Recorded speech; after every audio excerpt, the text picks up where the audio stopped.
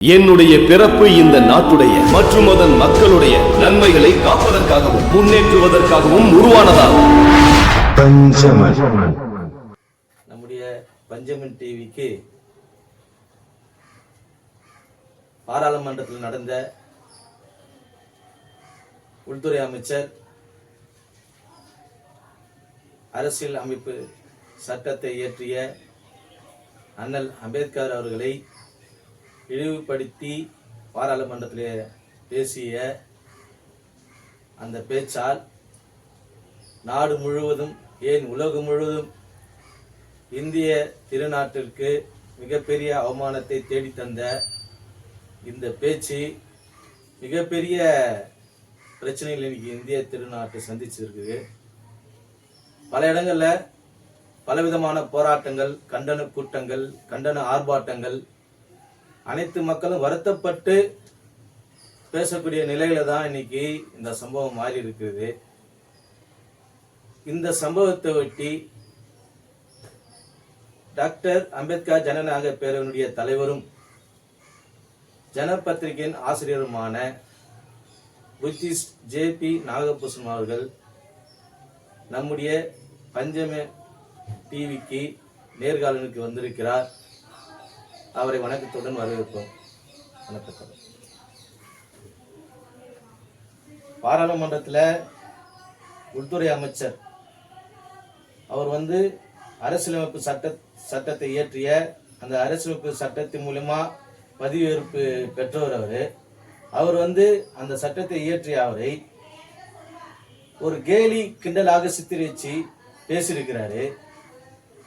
அந்த கேலி சித்திரத்தோடு பேசின அந்த பிரச்சனையால இன்னைக்கு எதிர்கட்சிகள் பல பேர் மிகப்பெரிய பல விதமான போராட்டங்களை முன்னெடுத்திருக்காங்க.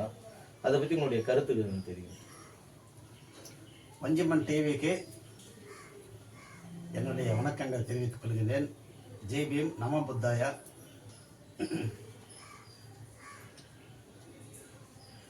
இன்னைக்கு 2 நாளா இந்தியாவே மிகவும் கொந்தளிப்படைந்து உள்ளது. மக்கள் அதிகமாக போராட்டங்கள் வெடித்து கொண்டு வருகிறார்கள். அனைத்து கட்சியினர் இந்த விஷயத்தில், அதாவது பிஜேபி தவிர மற்ற அனைத்து கட்சியினர்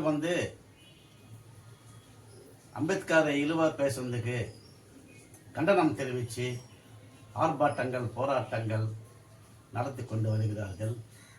இது ரொம்ப வரவேற்கத்தக்க விஷயம். ஏன்னா அம்பேத்கர் ஒரு சாதாரண மனிதன் இல்லை, அவர் ஒரு தெய்வ மனு கூட சொல்லக்கூடாது. அவரே சொல்லியிருக்கிறார், என்ன தெய்வமாக்காதீங்கன்னு. அது அப்பாற்பட்டு அவர் மக்களுக்காக பெரும் மதிப்புக்குரிய விஷயங்கள்லாம் பண்ணிக்கிறாரு. இப்போ அம்பேத்கர் நேசிக்காதவர்கள் எல்லாம் அம்பேத்கர் தூக்கி பிடிக்கிறாங்க. அதாவது அம்பேத்கர் 10 வருஷம் முன்ன அவ்வளோ இல்லை. இப்போ நாளுக்கு நாள் மிகவும் பிரபலமாகி கொண்டு அம்பேத்கர் புகழ் பேசப்பட்டு வருகிறது. இந்த நேரத்தில் உள்துறை அமைச்சர் அமித்ஷா அவர் எந்த விதத்தில் பேசினாருன்னு நமக்கு தெரியாது. அவர் மனசில் அதாவது 2 விதமாக இருக்கலாம். நான் என்ன நினைக்கிறேன்னா, இது ஒரு ட்ரையலுக்கு தான் அவர் ஏதோ அம்பேத்கர் இந்த மாதிரி விட்டாருன்னு நினைக்கிறேன். ஏன்னா அவங்களுக்கு ஏற்கனவே அரசியல் அமைப்பு சட்டம் மாற்றணும் அப்படின்னு ஒரு எண்ணம் இருக்கு மனசில். இது ஒரு ட்ரையலுக்காக அம்பேத்கர் பற்றி பேசி பார்க்கலாம் எப்படி இருக்கும் அப்படின்னு பேசிட்டார் அவசரப்பட்டு பேசி. இப்போ சரியாக மாட்டின்னு இருக்கிறாங்க. பிரதமர் கூட வெளிநாட்டுக்கு போயிட்டாரு. வெளிநாட்டு போகிறதெல்லாம் இல்லை, இந்த பிரச்சனைக்காக அவர் கிளம்பி போயிட்டார். எப்படியா போட்டு பிரச்சனை சால்வ் பண்ணிவிட்டாங்க. ஏன்னா இது யாராலும் தீர்க்க முடியாது, அவ்வளோ பெரிய பிரச்சனை. ஒன்று இவர் ராஜினாமா பண்ணிட்டு போனோம், இல்லை பிஜேபி இவர் வெளியே அனுப்பிச்சிடணும். இதில் உடனடியாக ஆர்எஸ்எஸ் தலையிடணும். ஆர்எஸ்எஸ் தலையிட்டு பிஜேபிக்காரங்கிட்ட சொல்லிட்டு அவர் வெளியே அனுப்பிச்சிடு, அவரால் கெட்டு போகிறான்னு சொல்லணும். அதுதான் என்னுடைய இண்டிவிஜுவல் கோரிக்கை. ஏன்னா ஏற்கனவே ஒருத்தர் வந்து அரசியலமைப்பு சட்டம் மாத்தினு ஒரு எம்பி பேசினாரு. அப்போ இவங்க பிஜேபிக்காரன் கம்முன்னு இருந்தாங்க. ஆர்எஸ்எஸ் உடனே அறிக்கை கொடுத்துட்டாங்க பயந்து.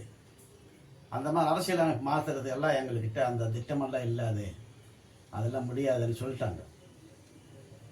ஏன்னா அம்பேத்கர் மேலே கை வச்சா தெரியும் அவங்களுக்கு என்ன ஆகுமான்னு. அதனால் பயந்து அவங்களுக்கு இவர் ஏதோ கொஞ்சம் வாய் விட்டாரா இல்லை வேணுமனே பேசினாரோ போக போகதான் தெரியும். இவர் வந்து பெரிய மேதாவன்னு நினச்சின்னு இருக்கலாம். எவ்வளோ பெரிய மேதா, இதை யானையும் காலு சறுக்கு பண்ணுவாங்கல்ல, அந்த மாதிரி இவர் வந்து சறுக்கிட்டாரு. இப்போ இதுலேருந்து இவர் மேலவே முடியாது. அமித்ஷா காலி, இதோட அரசியல் காலி ஆகிடுவார் அநேகமாக. இல்லைன்னா பிஜேபி வந்து ஆட்சியில் இருக்க முடியாது நான் நினைக்கிறேன். போவாது பிரச்சனை. இப்போ இவங்களுக்கு ஆதரவு கொடுத்துருக்குறாங்கல்ல தெலுங்கு தேசம், ஆந்திராவில் பயங்கரமான வெறி பிடிச்ச ஆளுங்க. நம்ம தமிழ்நாட்டில் அவ்வளோ இல்லை, ஆந்திராவில் பயங்கரம் வெறி பிடிச்ச ஆளுங்க. அவங்கெல்லாம் வந்து தெலுங்கு தேசம் எம்எல்ஏ எம்பி கிட்ட வீடெல்லாம் ஒழிச்சுடுவாங்க போய். அப்போ அவங்க என்ன செய்யணும்? அவங்க சொல்லுவாங்க, நீ முன்னால தான் இந்த மாதிரி ஆச்சியா, நீ வாபஸ் வாங்கோ, இல்லை நான் மன்னிப்பு கேளு, இல்லை நீ வெளியே வந்துடானே. அவர் தெலுங்கு தேசம் அவர் சொல்லுவார், இல்லைன்னா எங்களுக்கு பொறுக்க முடியலைங்க, நாங்கள் இங்கே ஆட்சி அமைக்க முடியாது அப்படின்னு அவரே சொல்லுவார். அப்படின்னா அவன் கதை அரசியல் தலைகீழாயிடும் அரசியலில். இது மாதிரிலாம் வரும். ஏன்னா இவங்க வந்து ஃபுல் மெஜாரிட்டி இல்லை, தெலுங்கு தேசம் ஆதரவோடு இருக்கிறாங்க. தெலுங்கு தேசம் வாபஸ் வாங்கிட்டு அவ்வளோதான். அதெல்லாம் வரும், பின் விளைவுகள் நிறைய வரும் இதனால் பிரச்சனைகள் எல்லாம்.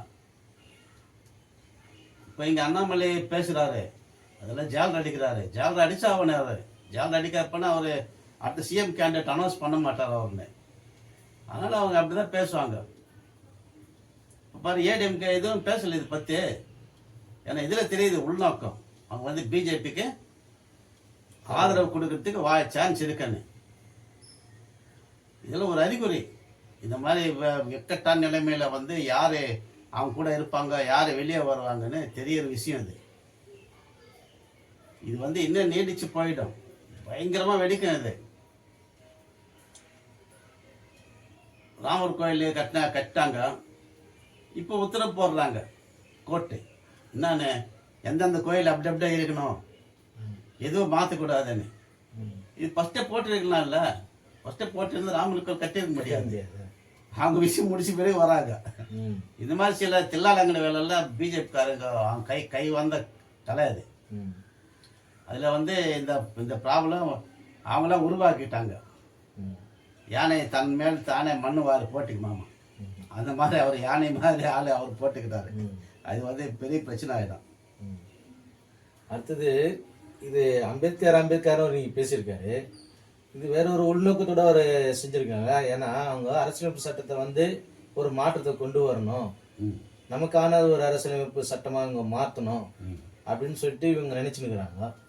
அதற்காக கூட இதுமாரி இந்த விஷயத்த நம்ம பேசி இதில் என்ன எதிர்ப்பு வருது, எல்லாம் எந்த சாதக பாதகம் இருக்குது அப்படின்னு தெரிஞ்சுன்னு நம்ம அடுத்த கட்டத்துக்கு நகரலாம் அப்படின்னு அவர் நினைச்சிருக்கலாம்ல. ஆமாம், அதுதான் விஷயம். அது நான் ஏற்கனவே அதுதான் சொன்னேன். நான் ஒரு ட்ரையலுக்காக விட்டாங்க ஒரு வார்த்தை, அவர் மனசில் இருக்கிறது விட்டார். ஏன்னா அவங்களுக்கு ஆல்ரெடி மனசில் இருக்குது அரசியலமைப்பு சட்டம் மாற்றணும்னு. அது திடீர்னு மாற்றக்கூடாது இல்லை, திடீர்னு மாற்றினா பிரச்சனை ஆகிடும். இந்த மாதிரி பார்த்து விட்டாங்க. கவர்மெண்ட் இருந்தால் அடுத்த ஏதாவது செய்வாங்க. இது மாதிரி அப்படியே பண்ணிட்டு ஒரு வருஷமான பிறகு மாற்றிடுவாங்க. இப்போ காஷ்மீரில் எப்படி பண்ணாங்க, உடனே அந்த சட்டம் கொண்டு வரலையே. ஃபஸ்ட்டு பிளான் போட்டு ஒன்றா பண்ணி அங்கே மக்களுக்கு நல்லது பண்ணிட்டு, அங்கே வந்து எல்லாம் ட்ரெயின் போட்டு அது போட்டு இது போட்டு ரோடு போட்டு கீடு போட்டு வசதி போட்டு, அப்புறம் மிலிட்ரி இறக்கு, அப்புறம் தீவிரவாதிகளெல்லாம் காலி பண்ணிட்டாங்க. ஸ்டெப் பை ஸ்டெப்பாக பண்ணு. 4 பக்கம் அவங்களுக்கு வந்து ஆப்போசிட் எங்கெங்கே இருக்குது அதெல்லாம் தள்ளி விட்டு அப்போ தான் அந்த சட்டம் கொண்டாந்தாங்க. காஷ்மீர் வந்து அது மாதிரி தான் இது பிளானு. அவங்க அந்த மாதிரி பிளான் போட்டு பண்ணுவாங்க, உடனே செய்ய மாட்டாங்க எது செய்தாலும். அந்த பிளான் வந்து நீ எதிலாவது செய்யலாம், இதில் பலிக்காது. ம். அம்பேத்கர் விஷயத்தில் மட்டும் அந்த பிளான் பலிக்காது. ம். எப்படிப்பட்ட கொம்பனாக இருந்தாலும் சரி, அம்பேத்கரை பற்றி பேசின யாரும் ஒத்துக்க மாட்டாங்க. ஏன்னா அவர் வாழ்க்கையில் வந்து ஒரு சின்ன துளி கூட இல்லை தவறு சொல்கிறது கூட. ம். அந்த அளவுக்கு அவர் நடைமுறை, அவர் சட்டங்கள் போட்டதும், அவர் அரசியல் அவங்க சட்டம் எழுதுனதும், இதெல்லாம் வந்து கரெக்டாக பண்ணிட்டார். அவர் பற்றி எதுவும் குறைய சொல்ல முடியாது. அவர் பற்றி இவர் சொன்னாரானா, இவர் வேறு விதமாக சொல்லியிருக்கலாம். அம்பேத்கர் நாங்கள் கூட ஆதரிக்கிறோம், நீங்கள் சும்மா அது சொல்ல தேவையில்லை, உட்காருங்கன்னு சொல்லியிருக்கலாம். ம். அப்படி சொன்னால் அது வேற விஷயம். ம். அம்பேத்கர் அம்பேத்கர் அம்பேத்கர் அம்பேத்கர் ஏன் சொல்கிறீங்க? இத்தனை தடவை கடவுளை கும்பிட்டாலும் நீ சொர்க்கத்துக்கு போயிருப்பீங்கன்றாரு. சொர்க்கம் இருக்கா இல்லை யாருக்கு தெரியும்? இது போய் பார்த்தாரா சொர்க்கமே இருக்குது? ம். சொர்க்கமே நரக்கமே இருக்கு போய் பார்த்தாரா? நீ ராமர் கோயில் எங்கே கட்டி அங்கே நீங்கள் ஓட்டு வாங்க இல்லையா? உங்களுக்கு இல்லையே. அங்கே ஓட்டு வாங்க உங்களால் முடியல. ஏன் ராமர் வந்து எல்லாரும் கனவுல சொல்லிட்டு ஓட்டு போட்டு சொல்லிடக்கூடாது?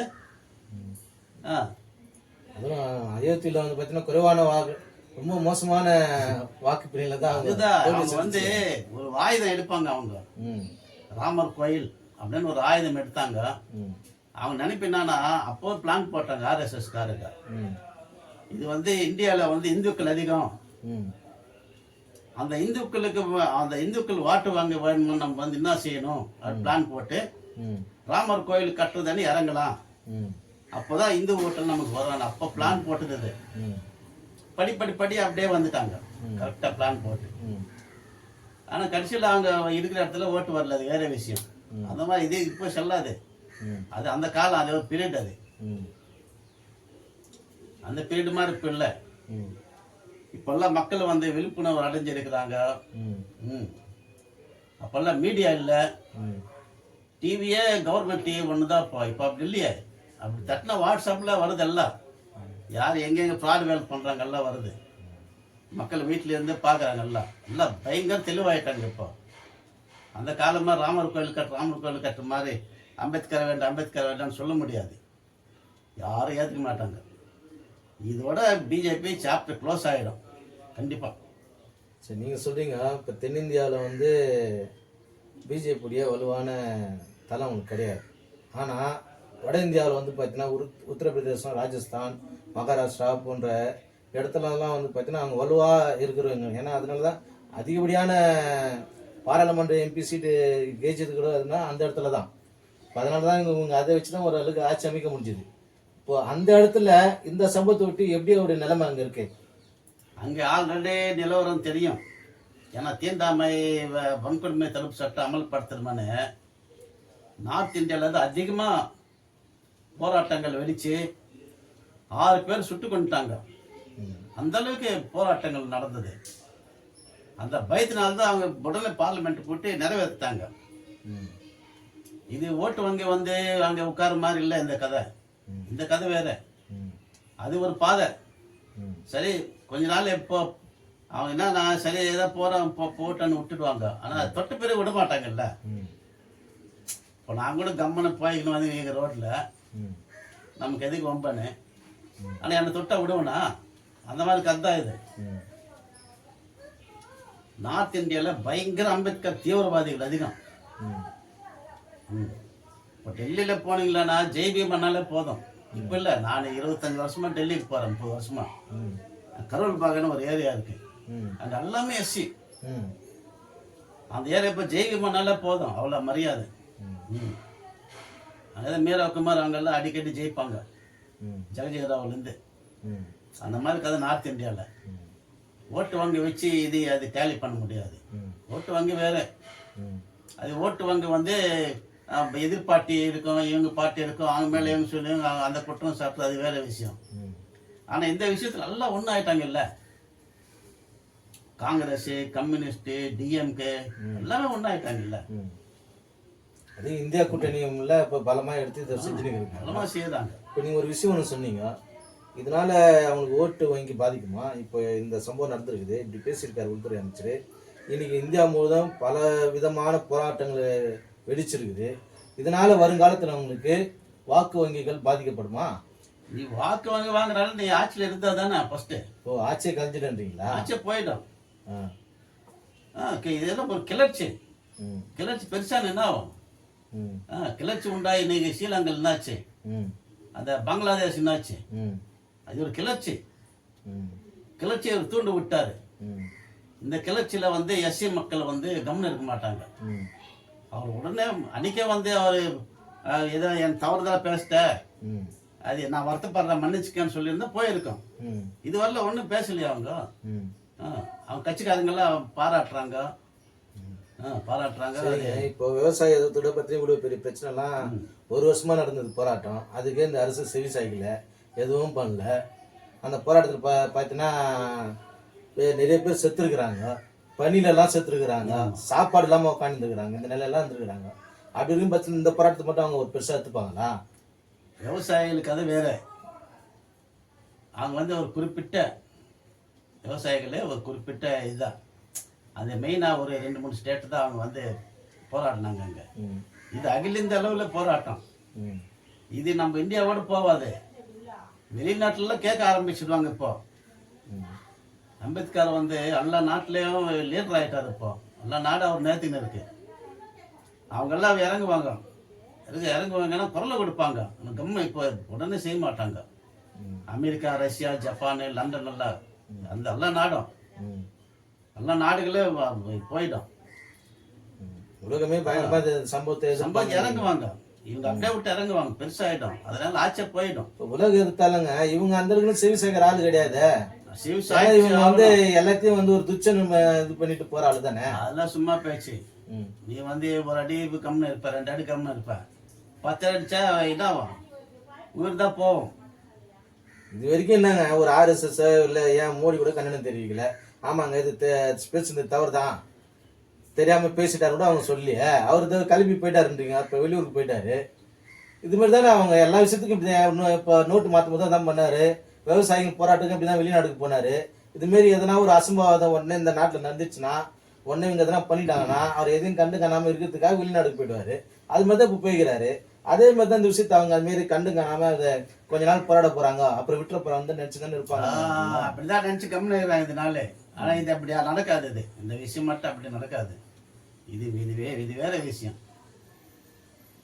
அந்த அந்த சாதாரண 1-2 அங்கங்க அந்த மாதிரி விஷயம் இல்லை. இது பயங்கரமான விஷயம். இந்தியாவுக்கு இன்னைக்கு வந்து அம்பேத்கர் தான் மெயின். எந்த லேட்டராவது அந்த மாதிரி புகழ்றாங்களா பாருங்க. சரிங்க, அவங்க இந்த பாராளுமன்ற எலெக்ஷனோட வந்து பார்த்தீங்கன்னா அவங்க அவருடைய தேர்தல் அறிக்கையில சொல்லிக்கிறாங்க, நாங்கள் வந்து இடஒதுக்கீடை நாங்கள் முற்றிலுமா அகற்றிடுவோம், அரசியல் சட்டத்தை மாற்றுவோம் அப்படின்னு தான் சொன்னாங்க. அதே இந்த வாழ்க்கை தான் அவங்க பிரச்சாரம் பண்ணிக்கிறாங்க, அங்கே ஓட்டு வாங்கியிருக்கிறாங்களே. அப்போ இந்த சம்பவத்தால் அந்த ஓட்டு வாங்கி பாதிக்கின்றீங்களா? அரசியல் அமைப்பு சட்டம் மாற்றினோம்னு சொல்ல சொன்னா ஓட்டு வராது கேரண்டி. ஆனால் இடஒதுக்கீடு நாங்கள் ஆனா நீ திருத்திக்கலாம், அரசியல் சட்டத்தை மாட்டா திருத்திக்கலாம். அம்பேத்கரே சொல்லியிருக்கிறாரு. இல்ல அவங்க என்னங்க நாங்க அரசியலமைப்பு தானங்க அவங்களுக்கு இடர்லாம் இருக்குது. அதனால தானே இன்னைக்கு வந்து பாத்தீங்கன்னா மோடி அவர்கள் டிவி வித்தாரு, இன்னைக்கு அவர் பிரதமராக இருக்கிறாரு. அது எதனால? பாபா சாஹேப் எதுனா அந்த அரசியலமைப்பு சட்டத்தினாலதான் அவருக்கு இந்த பதவி கிடைச்சிருக்குது. அது அவரே உணராம இருக்கிறாரு. நேற்று டிஎம்கே போராட்டம் பண்ணாங்க. அவங்க அதான் சொல்றாங்க, நாங்க இந்த ஆட்சி அமைச்சதே அம்பேத்கரால் தான் வந்தோம் சொல்றேன். ஒத்துக்கிறாங்க அவங்க எல்லாமே. ஏன் மோடியே சொல்லியிருக்கிறாருல்ல, அம்பேத்கரால் தான் நான் பிரைம் மினிஸ்டர்னு சொல்லியிருக்கிறாருல்ல. அப்படிப்பட்ட இந்திரா காந்தியே சொல்லியிருக்கு, அம்பேத்கரால் தான் நான் ஒரு பெண்ன்றது நான் பிரைம் மினிஸ்டர் ஆயிட்டேன். அவ்வளோ எல்லாருக்குமே. அதனால வந்து இவரு மோடி எதான இவரு அமித்ஷா எதாவது நினைச்சாரு, அது நடக்காது. அவர் நினைச்சு நடக்காது. இப்போ மோடி என்ன சொல்லியிருக்காருன்னா, காங்கிரஸ் சேர்த்துடுவோம் நாங்கள் செஞ்சுட்டோம், அம்பேத்கர் அவங்க அவமதிக்காதோட நாங்கள் அந்த அளவுக்கு பண்ணிட்டோம், அவங்க அதுதான் அவமதிச்சுக்கிறாங்க. அவங்க அம்பேத்கரை வந்து பார்த்தீங்கன்னா தேர்தலில் தோல்வியடைய வச்சிருக்கிறாங்க. அம்பேத்கருடைய இதுலலாம் அவங்க மோசமான நிலைமையெல்லாம் அவங்க அம்பேத்கர் நடத்திருக்கிறாங்கன்னு சொல்லியிருக்காங்களே. நீங்கள் என்ன செய்யுதுன்னா பிரயோஜனம்.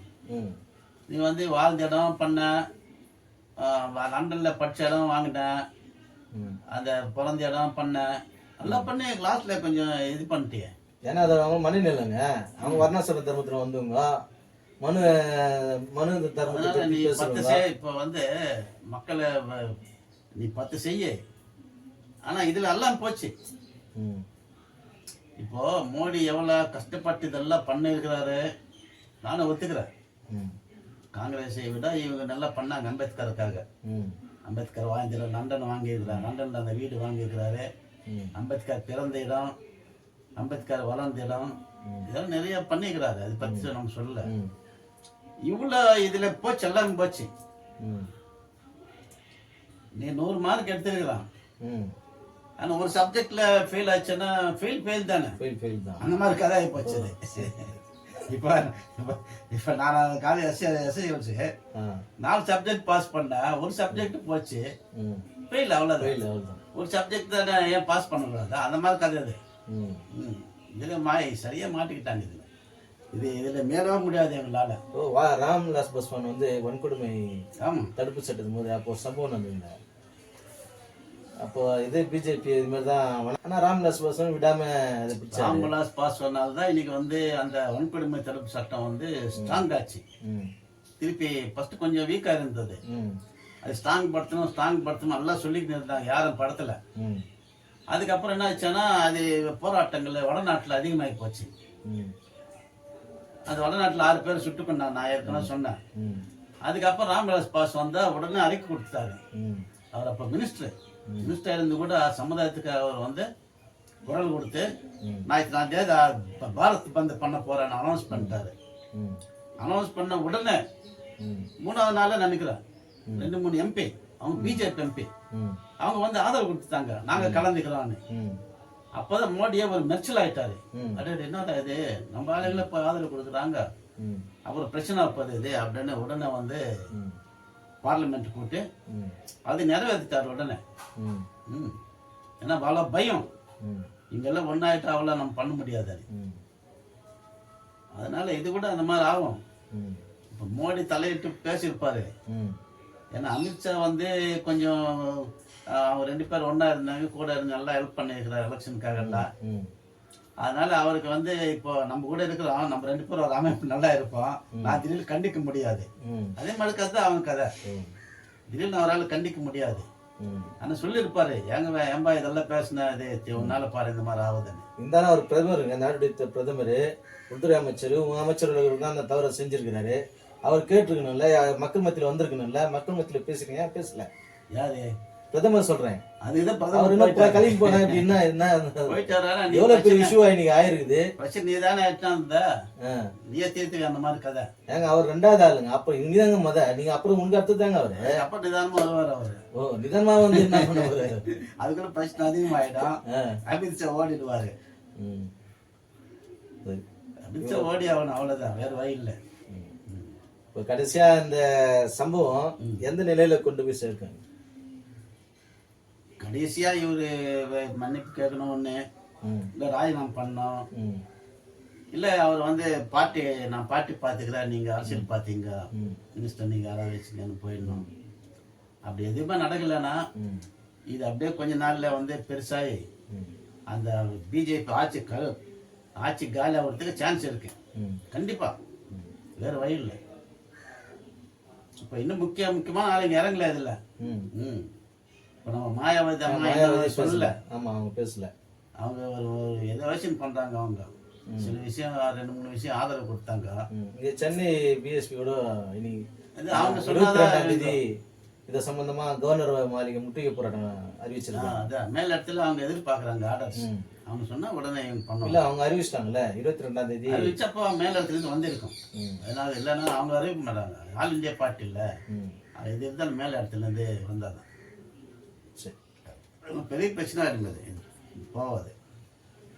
இவ்வளோ நேரம் பொன்னான நேரத்தை ஒதுக்கி பஞ்சமி டிவிக்கு உங்களுடைய கருத்துக்களை பதிவு செய்தமைக்கு நன்றி தெரிவிச்சு. நன்றி, வணக்கம். ஜெய்பீம், நமோ புத்தாயா.